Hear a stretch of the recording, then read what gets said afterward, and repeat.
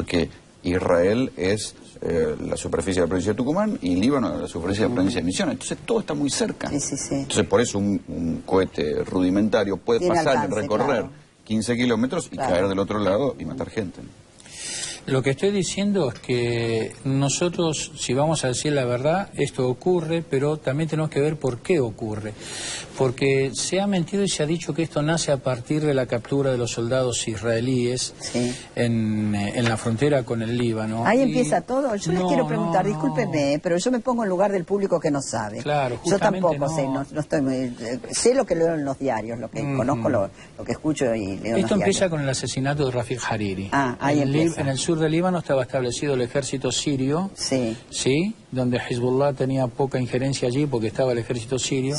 Con el asesinato de Hariri, que para nosotros Siria no tiene nada que ver, es obligado a retirarse por la resolución de las Naciones Unidas el ejército sirio que acata la resolución y queda desguarnecido el sur del Líbano, en ese en estos últimos 5 años, y Graña como periodista debe conocer, hubo constante intercambio de disparos de un lado y del otro. O sea, esto no comienza con los soldados. Es más, antes de la captura de los soldados, un mes antes había una torpedera israelí que bombardeó una playa palestina, mató chicos, pero te digo, nosotros podemos enfocar la charla en este sentido. O podemos apostar a futuro y mostrar la convivencia que tenemos acá y cada uno... Pero yo me pongo, repito, en lugar del público. Y me interesa saber, por ejemplo, quién financia al Hezbollah. Seguramente debe ser una potencia, ¿no? Porque los armamentos... Seguramente, la verdad que se habla de algunos países, lo que a mí tampoco me molesta... A mí ¿Usted qué sabe de dónde? No, es público, Siria, Irán, indican los canales de televisión, cuando uno va, estuve en Damasco también. Ahora, ¿qué tiene de malo, Rolando, si así fuera? Israel está financiado por Estados Unidos, por ejemplo. Es que esto, por eso digo, no es oculto, es público. Y a mí lo que me parece que hay que establecer es que uno puede ver, y yo de hecho lo vi, la popularidad y el valor y el respeto que tiene en términos de movimiento de resistencia a Hezbollah en el Líbano, pero a mí me inquieta mucho que estén detrás, por lo menos en investigaciones judiciales, estén detrás o haya dirigentes de Hezbollah buscados por los atentados que cometen fuera del Líbano. Pero esto es una campaña internacional, usted sabe. Usted sabe que la cuestión de las campañas... Usted sabe que hay eso.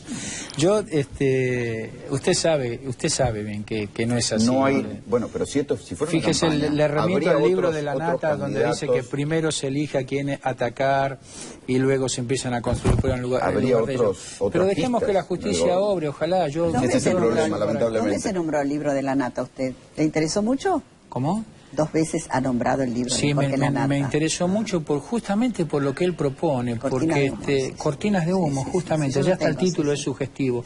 No nos olvidemos del famoso avión que vino con los perros y los soldados israelíes tomando las cosas para someterlas a pruebas. Son pruebas también que tampoco están. Entonces yo digo, es lo mismo que si mañana se pelea Juan con Pedro, y tomo nada más que la versión de Juan, va a culpar a Pedro, obviamente. Pero, digamos, yo quiero volver al punto anterior donde vos planteabas que tenemos 2 opciones. Pero dichas las cosas como están, tenemos que sincerar no solamente nuestras presunciones, sino nuestras propias convicciones. Para nosotros es sumamente peligroso que importemos el conflicto de Medio Oriente a conversaciones locales en la Argentina, donde tenemos que preservar el bien común y la bendición que esta tierra tiene, que es nuestra convivencia interreligiosa y en la diversidad de culturas. Que podamos opinar diferente, como lo vamos a hacer ahora, pues yo voy a contestar la pregunta sabiendo como yo que no vamos a coincidir. Estar juntos en una mesa y no coincidir respecto a la geopolítica internacional no puede ser al precio de distanciarnos, de fragmentarnos e importar lo que no nos corresponde, porque en última instancia a mí no me corresponde dar una opinión, una versión oficial desde el Estado de Israel. Pero como el pueblo judío no es lo mismo que la nación judía, que es una sola, porque a diferencia del pueblo islámico tiene varias naciones, que es Israel como proyecto de nación, y tiene un solo Estado, que es el Estado de Israel.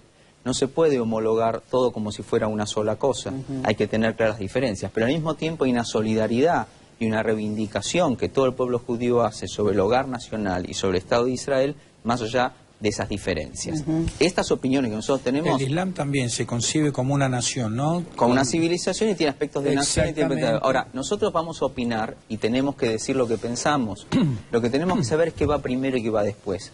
¿Va primero nuestra opinión, que es divergente, o va nuestra coincidencia en Argentina de mantener la paz y el bien común? Respecto a lo que se habló acá, a diferencia, porque con Moyen lo hablamos varias veces, nosotros tenemos una visión diferente respecto a lo que sucedió. ¿Son amigos ustedes? Nosotros conversamos habitualmente porque acá hay muchos referentes que venimos hermanados en el diálogo interreligioso y trabajando. Estamos pagando un precio muy alto en las últimas semanas, porque este es el primer espacio donde nosotros nos encontramos en un medio, porque hemos llegado también a un consenso y un acuerdo entre referentes de ambas comunidades, que es un tiempo en el cual, con nuestras diferencias, que no las vamos a soslayar. ¿Pero las comunidades están de acuerdo? ¿Con respecto a qué? Y las pasiones se crispan en esos momentos, ¿no? Hay veces, por ejemplo, se hablaba de trasladar el conflicto.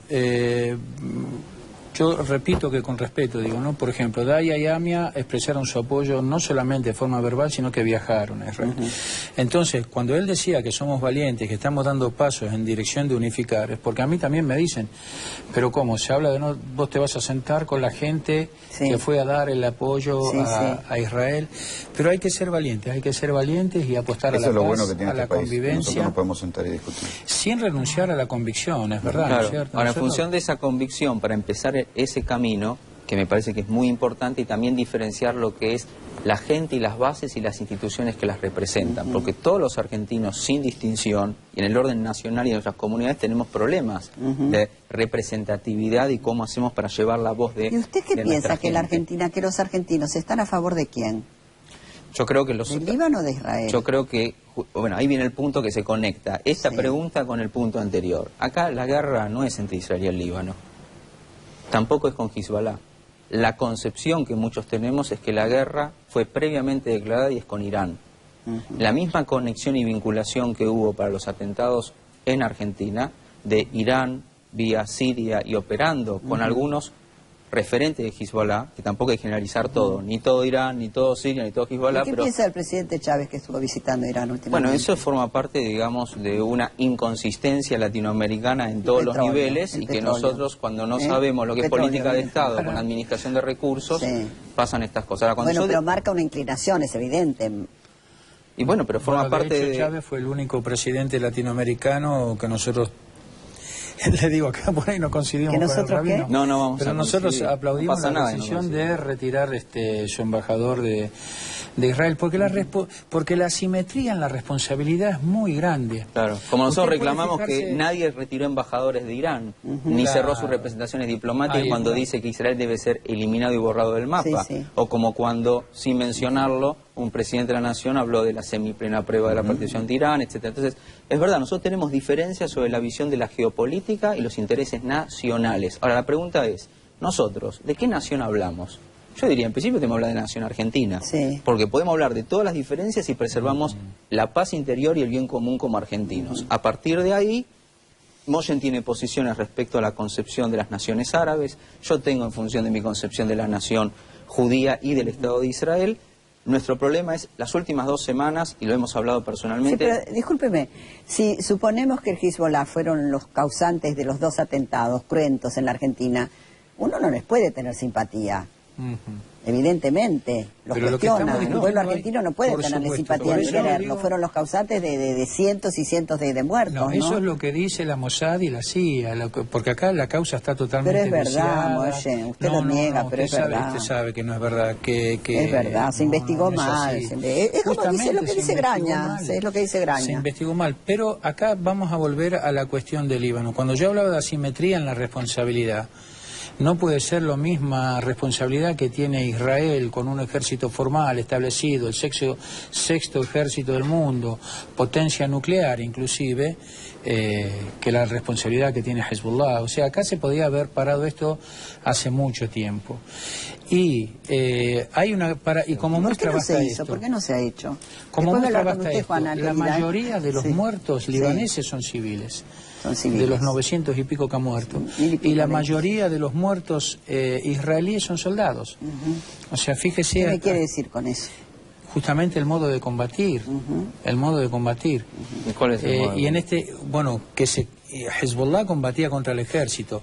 Desgraciadamente, los israelíes mataban civiles, me está diciendo usted. Hezbollah combatía contra el ejército, pero las Katyusha caían del otro lado y mataban civiles por también. Supuesto, digo, pero del mismo modo... Si no mataban más es porque habían pasado la ciudad. Eso se abona la hipótesis del escudo humano, que es justamente lo que nosotros no tenemos que polemizar, que la estrategia... Sí, yo no sé también lo del escudo humano. A ver, también la gente tiene derecho a quedarse en su lugar. Muchas veces cuando yo estuve ahí y la gente, ¿qué te decían? Bueno, ¿yo por qué me voy a ir? No, ¿por qué me voy a ir a un centro de refugiados? La gente no quiere irse. A ver, Juana, le vamos a pedir la opinión a la señora Juana. Es que eso es lo que dice la mayoría, no se quiere ir de su casa. Pero algunos, por ejemplo, a nosotros nos costó tomar una decisión.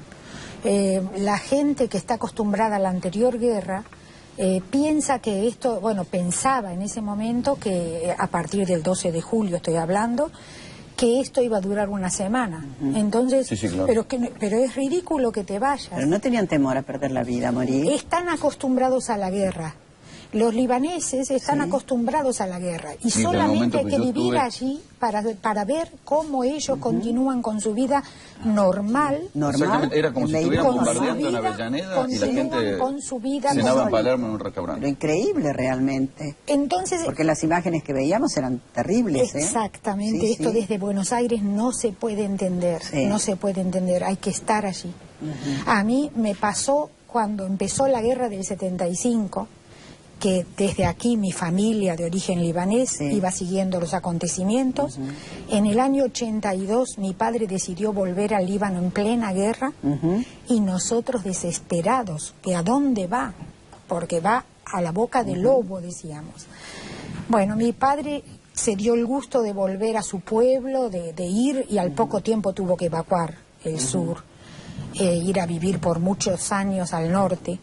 ¿Ustedes, por ejemplo, cuando había bombardeos, ustedes se refugiaban en refugios o no? En el caso nuestro, no, porque los bombardeos eran localizados, en lugares, como estaba diciendo. Cuando pero en el centro de Beirut, por ejemplo, no es que cae un misil en cualquier parte, está localizado. Está localizado. O sea, le dicen... Pueden bombardear hasta un piso de un edificio. Ah, sí. Hospitales bombardearon, me parece. Me enteré por la agencia Reuters, por internet, que iban a bombardear Dahie. 24 horas antes. Y después, además, cuando empezaron a pasar con aviones, empezaron a tirar volantes en árabe diciendo que la gente debía evacuar ese barrio. Es un barrio de la ciudad. Entonces, yo tenía una compañera que vivía en uno de esos barrios, se llama Sharrafie, pertenece todo, Haret Hreik, fue toda la zona bombardeada. Sharrafie era donde estaba el canal Manar. Y esta chica no se había enterado mucho de lo que pasaba. ¿No se había enterado? No se había enterado porque yo supongo que a veces depende del canal que uno ve o si está siguiendo las noticias por internet. Usted me habla de la televisión, la televisión le va dando la pauta de todo, como las actividades. La televisión, claro, pero también la televisión libanesa no se puede hacer cargo de operaciones de amedrentamiento que pueda hacer Israel. Entonces, los volantes son una cosa, uno le puede creer o no le puede creer. Y en definitiva, si uno le cree o no le cree a esto, ¿qué culpa tiene? Que siendo civil, uno puede equivocarse, pero eso no lo hace culpable de recibir un bombazo. A mí me cuesta creer que siguieran la vida habitual de Beirut con esos bombardeos, ¿no? Sí, cuesta creerlo realmente. Inclusive yo tengo fotos de la vida lo que pasa aquí con una inundación en Santa Fe. Cómo se alborota la población. Pero de ahí a las bombas y a los misiles es terrible, es terrible, ¿no? Es incomprensible. Es que ellos están tan acostumbrados a esto que no pueden creer que uno tenga miedo, al punto de que cuando yo llamé para despedirme de mi jefe, ya estaba cerca de la frontera con Siria, yo le dije, te llamo, Pierre, para despedirme. Y él me dijo, ¿te vas de vacaciones? Pero yo le digo, pero Pierre, me están evacuando. ¿En qué trabajaba usted, Juana? Yo soy profesora de español. Allí era de español como lengua extranjera. Y daba clases hace muchos años ya en el Instituto Cervantes, que es español, que al segundo día se fueron todos los españoles y cerraron. Huyeron. En el microcentro, ellos fueron evacuados. Asustados, claro. Y en la Universidad de San José, una universidad que está ahí en el centro de Beirut también. Y bueno, cuando yo estaba de vacaciones en la universidad, pero como yo estoy comprometida para presentarme en septiembre, entonces llamé para despedirme. ¿Va a volver usted?